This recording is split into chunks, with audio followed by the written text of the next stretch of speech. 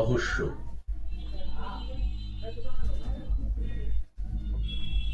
রহস্য জাতীয় ব্যাপারগুলিতে আমার তেমন বিশ্বাস নেই, তবুও প্রায়ই এরকম কিছু গল্পটা শুনতে হয়।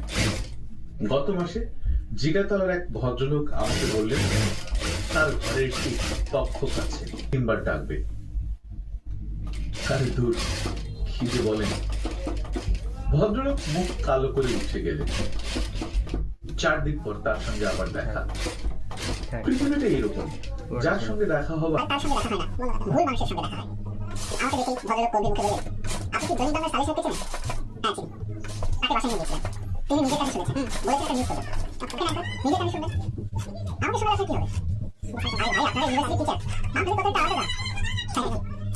আপনারা একটা কথা বললে কেউ ফেলবে না। এই জিনিসটা নিয়ে খুব হইচই করছে মনে হচ্ছে।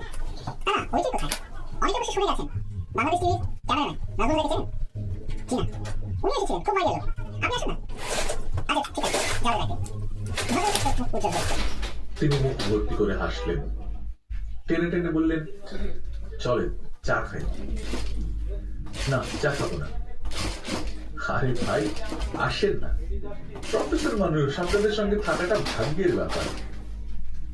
ভদ্রলোক আহা করে হাসতে লাগলেন। যেতে হলো চায়ের দোকানে।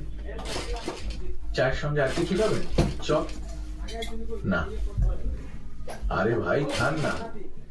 এদিকে দুটো চপ দিত। এখন বলেন কবে যাবেন? চোখের দৃষ্টি ভরসাহারা।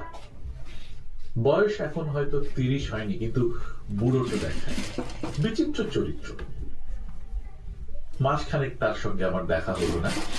তার প্রধান কারণ, যেসব জায়গায় তার সঙ্গে আমার দেখা হওয়ার সম্ভাবনা, সেসব জায়গা আমি এড়িয়ে চলতে শুরু করেছি। নিউ মার্কেটের আড্ডার জায়গাটিতে যাই না। কি দরকার ঝামেলা বাড়িয়ে? এই লোকটি পিচ্ছিল পদার্থ। সে গায়ের সঙ্গে খেটে যাবে, আর ছাড়ানো যাবে না। কিন্তু তবু দেখা হয়। একদিন শুনলাম সে ইউনিভার্সিটির ক্লাবে এসে খোঁজ নিচ্ছে। ক্লাবের বেয়ারা বলল গত কিছুদিন ধরে নাকি সে নিয়মিতই আসছে। কি মুসিবত! একদিন আর এড়ানো গেল না, ভদ্রলোক বাসায় এসে হাজির। কি ভাই, আপনি তো আর এলেন না? আছে। ভদ্রলোক আমাকে ঘরে বসিয়ে অতি ব্যস্ততার সঙ্গে ভেতরে চলে গেলেন। বসার ঘরটি সুন্দর করে সাজানো। মহিলার হাতের যত্নের স্পর্শ আছে।